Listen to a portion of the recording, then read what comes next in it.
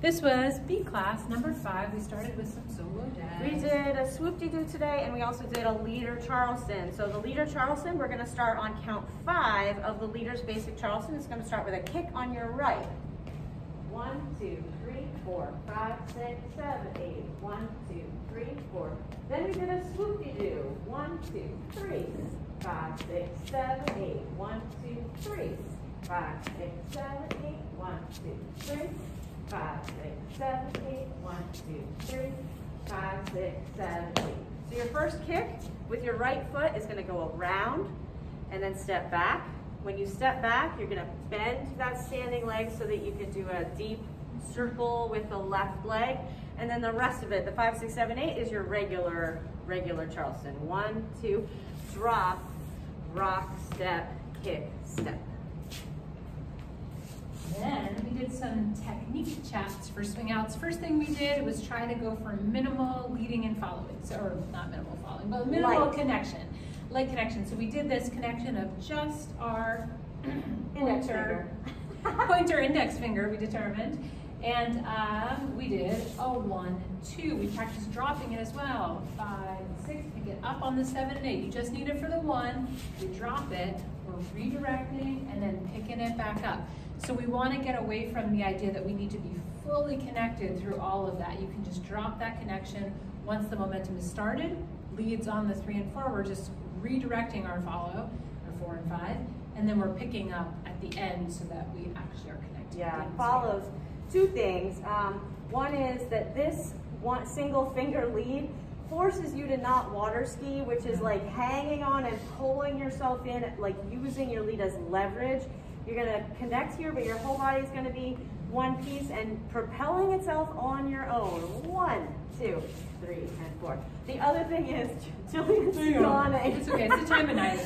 The other thing is that your left arm, when you come in for that swing out, 1, 2, you don't have to claw onto your lead shoulder. 1, 2, 3, and 4. You can just leave it down here. You don't even have to connect. You can just leave it. 1, 2. I'm just hanging out down here.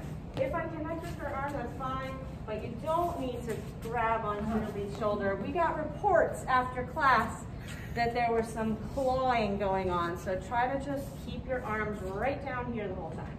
The other thing we worked on for leads was this idea of, maybe I'll show it from here. We've got this back, forward, forward, and back. This is like the first thing you learned when you first came to A class Lindy Hop, right? We're going to take this idea and put it into a swing out. Forward and back. A back, forward, forward, and back. If you set yourself up to kind of have that flow in your swing out, it just feels really nice. It puts you in the right spot every time, and it also just keeps it in a line, so avoiding the circle. I still have some leads coming around with this business. I'm just going to show you what's my best way to, even right here actually from close. Still some leads are doing 1, 2, 3, and 4. They're over here. I want you to be right in front of your follow. Keep it linear. 1, 2, keep the energy right here, and then we're swinging out. So hopefully that exercise will keep you a little more in line as well. Then we did swing out variations. So variations, sky's the limit. You can make up your own variations. There's a million out there. They're done in all different parts of the swing out. Very typical places are at the end or at the beginning. So we did 2 different ones. One was on the 7 and 8 at the end, and maybe we'll switch this one. So yeah, because psychologically, it was just a tap. Oh, sorry, I just decided I was going to do that. Just a tap. Step. Oh, is it? You're right. Tap, step. Let's just do the footwork. Yeah. 5, 6, 7. So step, step, triple step, step, step, tap, step, step, step, triple step, step, step, 7, 8. 1, 2, 3, and 4, 5, 6, 7, 8. Looks like this. 1, 2, 3, and 4, 5, 6, 7, 8. 1, 2, 3, and 4, 5, 6, 7, 8. With these variations, we just encourage you to keep all your good swing out technique in there. Try not to let it get kerfuffled with a new footwork. Then we did another one. We did a kickball change on the 1 and 2, so it looked like this. Kickball change, triple step, step, step, triple step. 1 and 2, 3 and 4, 5, 6, 7, and 8. And kickball change, triple step, step, step, triple step. With that look like this.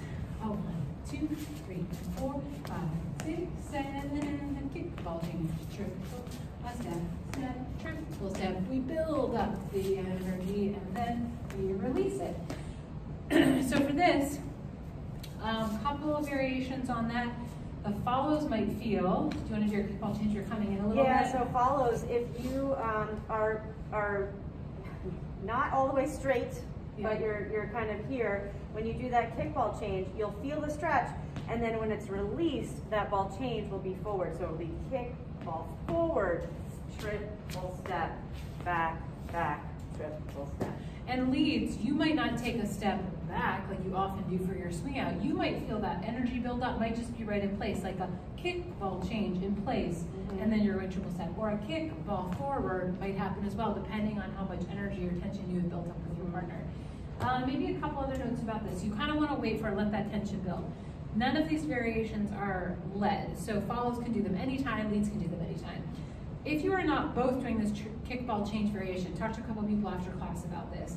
A couple different things you're going to feel. One is follows. If the lead is doing it, you might have to just wait to come in a little. It's going to be a little after one. So for example, Jen is going to do her normal footwork. I'm going to do the kickball change. She's just going to swivel or like wait a little. I know some of you haven't learned swivels, but the idea of just waiting a little bit while that tension builds, because I'm not bringing her in right away. If the opposite is true and she's doing the kickball change, I'm going to try as a lead not to pull her off of her weight by bringing her in too soon. So for example, if I do my basic and Jen does the kickball change, I'm giving her a little extra time there. I can tell she's doing something, a little build up there. The other thing that we talked about, or I talked to some people after class about, follows also have the option of exactly what Jen just did. Let's say that I really lead a normal swing out, I'm not paying attention to what Jen's doing. She can do that kickball change and really bring herself forward with it. So for example, if I just really am like, I'm not going to pay attention to what she's doing, I'm going to bring her right on the one, she can do that kickball change coming in forward. So all those possibilities. The other challenge we talked about tonight with swing out variations is doing your basic footwork, keeping that basic rhythm going when your partner's doing something different is really challenging, so it's something to practice. Anything else? No, that was a lot. Good job, you guys. See you Saturday.